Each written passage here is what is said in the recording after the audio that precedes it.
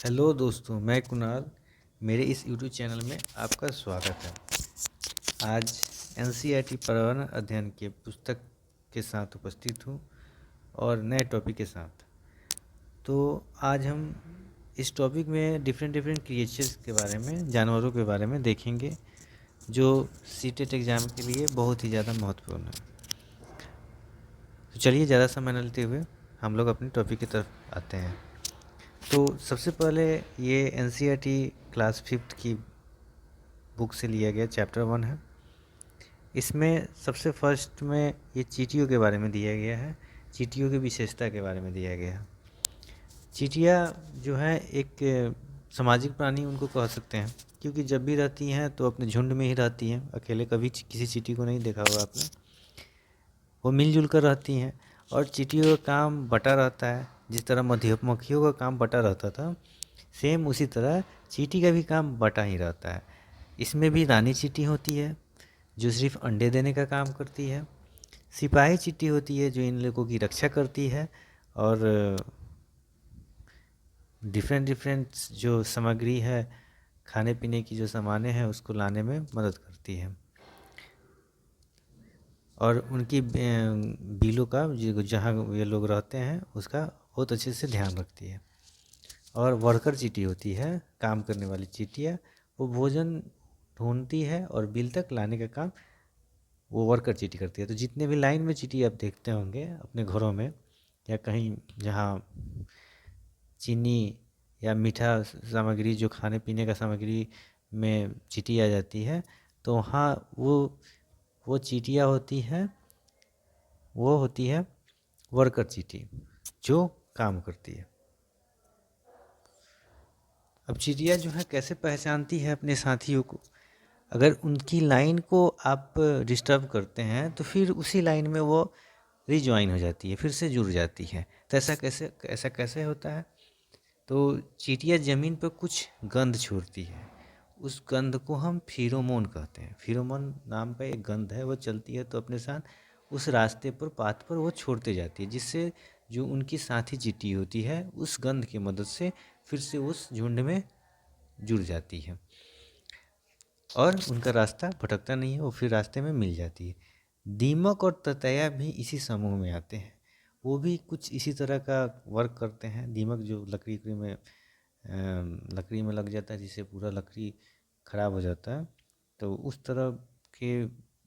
तरह का जो एक्टिविटी है वो दीमक और ततैया भी करते हैं। तो ये कुछ चींटियों के बारे में था। उसी तरह रेशम का कीड़ा, वो अपनी मादा को गंध से कई किलोमीटर दूर से ही उसको पहचान लेता है और वहाँ वो चला जाता है। तो इनकी जो सेंस है, स्मेलिंग सेंस से बहुत ही ज़्यादा पावरफुल होती है। जितने भी एनिमल्स हैं, स्मेलिंग सेंस इन लोग की बहुत ही ज़्यादा पावरफुल होती है, जिससे वो एक दूसरे को ढूंढ लेते हैं या डिफरेंट तरह के आवाज़ को भी, साउंड को भी निकाल कर एक दूसरे को पहचान कर अपने झुंड में वापस चले जाते हैं। तो रेशम का कीड़ा, ये इसके पालने को सेरीकल्चर कहते हैं। और ये शहतूत के पत्ते को खाकर अपना जो रेशम है वो कुकुन के द्वारा वो निकालती है।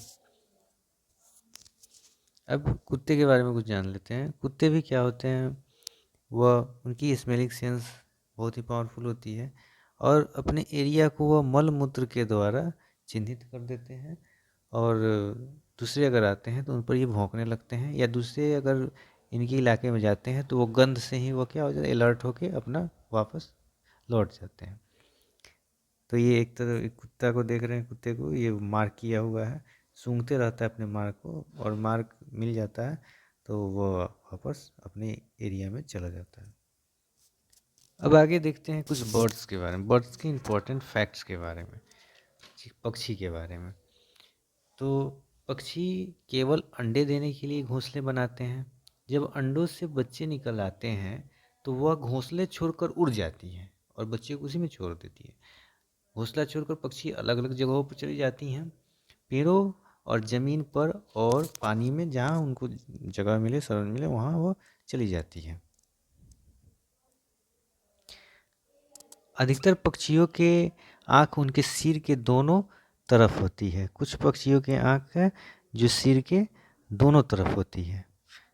जैसे ये बर्ड्स हैं, इनकी आँखें जो है इधर है और इधर है, दोनों सिर के दोनों तरफ होती है। और एक ही समय में दो अलग अलग चीज़ों को एक साथ देख लेती है। क्यों देख लेती है? क्योंकि इनकी आँखें जो है सर के दोनों साइड होती हैं, बीच में नहीं होती हैं। अब बताइए बीच में किस पक्षी की आँख होती है? तो बीच में एक पक्षी है जिसका नाम उल्लू है, उसकी आँखें मनुष्य की तरह सामने की तरफ होती है, साइड में नहीं होती है।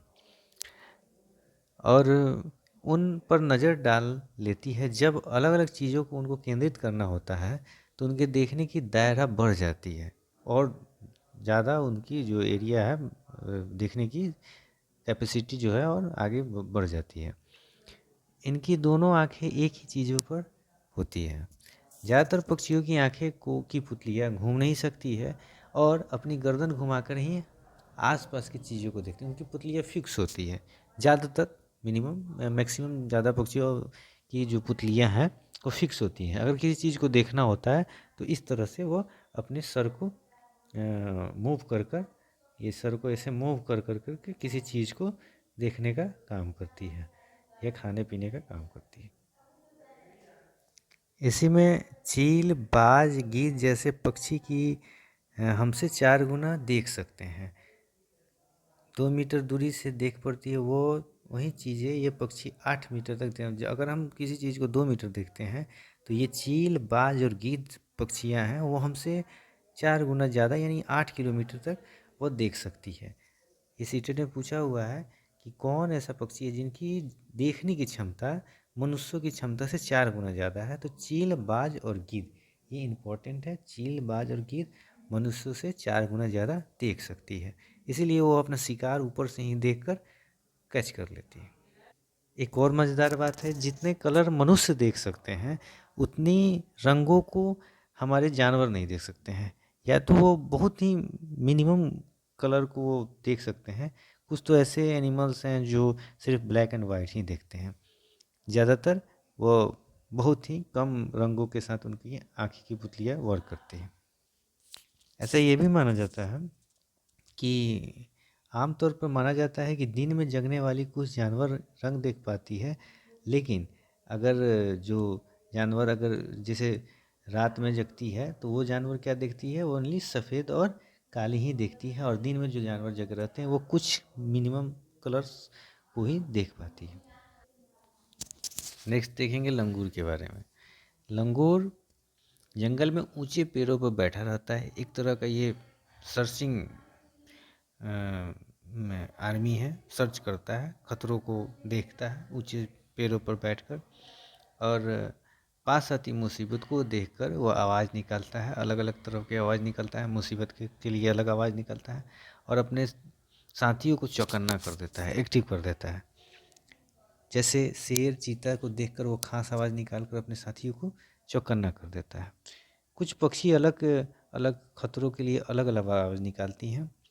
जैसे मधुमक्खी जो थी वह शहद मिल जाने पर एक विशेष तरह का नाच करती थी, जिससे उनकी साथी मधुमक्खियाँ समझ जाती थी कि इसे शहद मिल गया और बाकी वो सब जाकर उससे शहद निकाल। उसी तरह ये सब सभी पक्षियों के, सभी जानवरों के अलग अलग अपनी, ऐसा माना जाता है कि कुछ जानवरों की अपनी खुद की भाषा होती है, वो अपनी भाषा में एक दूसरे से बात करते हैं। मछलियाँ खतरे को चेतावनी एक दूसरे से बिजली तरंग से मछलियाँ खतरे को बिजली तरंगों से एक दूसरे से देती चेतावनी एक दूसरे को देती है। कुछ जानवर तूफान या भूकंप आने से पहले अजीब हरकत करने लगते हैं या उस जगह को छोड़कर भागने लगते हैं। व्यवहार को समझ जाते हैं और जान लेते हैं कि भूकंप आने वाली है या अनहोनी होने वाली है।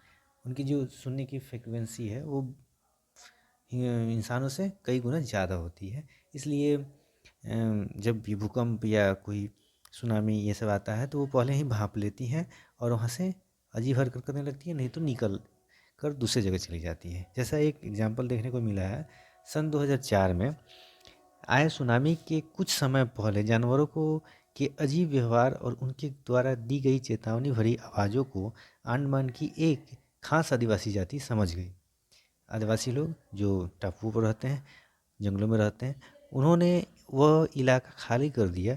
इस प्रकार इस जाति के लोग सुनामी के कहर से अपनी जान बचा पाए। वो लोग मछलियों के एक्टिविटी को देखकर वो समझ गए कि यहाँ पर कुछ अनहोनी होने वाली है, जिससे वो अलर्ट हो गए, उस जगह को छोड़कर दूसरी जगह चले गए, जिनके कारण उनकी जान बच गई, नहीं तो सुनामी में वो भी चले जाते हैं। डॉल्फिन भी अलग अलग तरह की आवाज़ निकालती है और एक दूसरे से बात करती है। वैज्ञानिकों का ये मानना है कि कई जानवर की अपनी पूरी भाषा होती है। जैसा कि हमने पहले चर्चा किया था, वैज्ञानिकों का मानना है कि कुछ जानवर की अपनी पूरी भाषा होती है, जिससे वो अपने बातों को एक दूसरे से समझते हैं।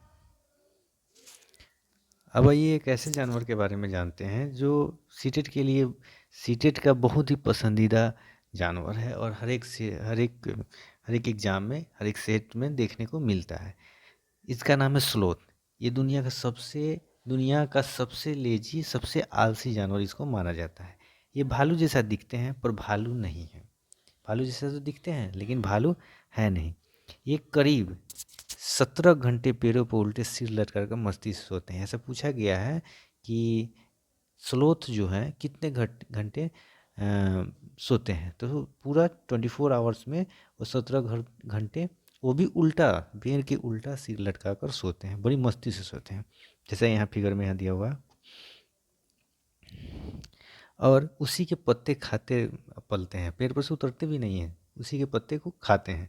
इसलिए उन्हें कहीं और जाने की ज़रूरत नहीं पड़ती है। जब ये अपने पेड़ के सारे पत्ते खा लेते, जब वो उसमें पेड़ पर एक भी पत्ता नहीं बचता है, तब ये मजबूरन दूसरे पेड़ पर जाते हैं। नहीं तो इनकी ज़रूरत की संसाधन जो पत्ते हैं अगर मिलने लगे तो उसी पेड़ पर अपनी ज़िंदगी पूरा बिता देगी। लगभग 40 वर्ष की इनकी पूरी जीवन आयु होती है। 40 वर्ष तक ये जीते हैं, उसके बाद ये मर जाते हैं। लगभग 40 वर्ष तक पूरा जीवन काल इनका होता है। मुश्किल से ये पूरे जीवन काल में 8 पैरों पर घूमने की तकलीफ उठाते हैं। बहुत मुश्किल से 8 पैरों पर जाते हैं और सप्ताह में एक बार ही शौच करने के लिए पेड़ से नीचे उतरते हैं, नहीं तो वो ऊपर ही रह जाते हैं। ये सीटेट का बहुत ही ज़्यादा इम्पोर्टेंट क्वेश्चन है, बार बार पूछा जाता है। स्लोथ कितने घंटे सोते हैं? तो 17 घंटे सोते हैं। इनका जीवन काल कितने वर्ष का होता है? 40 वर्ष का होता है। ये पूरे जीवन काल में कितने पैरों पर ये अपनी ज़िंदगी बिता देते हैं? तो ये लगभग 8 पैरों पर पूरी ज़िंदगी बिता देते हैं। ये सप्ताह में एक बार शौच करने पेड़ से नीचे उतरते हैं, नहीं तो पेड़ पर ही रहते हैं। अब यहाँ कुछ जानवरों के पिक्चर दिए हुए हैं। कौन जानवर कितने घंटे सोते हैं? गाय 2 घंटे सोते हैं। अजगर 9 घंटे सोती है। जिराफ 1 घंटे सोता है। और ये बिल्ली 6 घंटे सोती है। सॉरी, छिपकली ज़्यादातर ये जगह ही रहती है। सर्दियों में ये घरों से निकल कर कहीं और चली जाती है। सर्दियों में ये घर में देखने को नहीं मिलती, गर्मियों में घरों में ज़्यादातर देखने को मिलती है। अब जानेंगे बाघ के बारे में।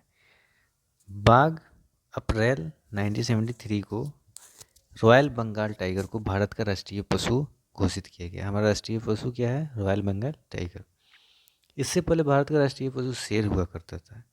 बाघ का जंतु वैज्ञानिक नाम है पैंथेरा टाइग्रस। इनका साइंटिफिक नाम है इसका पैंथेरा टाइग्रस। बाघ अंधेरे में हमसे 6 गुना बेहतर देख सकता है। बाघ अंधेरे में हमसे 6 गुना बेहतर देख सकता है। साथ ही बाघ की मूछें हवा में हुए कंपनों को भांप लेती है और उसे शिकार की बिल्कुल सही स्थिति का पता चल जाता है। इससे इन्हें अंधेरे में रास्ते ढूंढने में भी मदद मिलती है।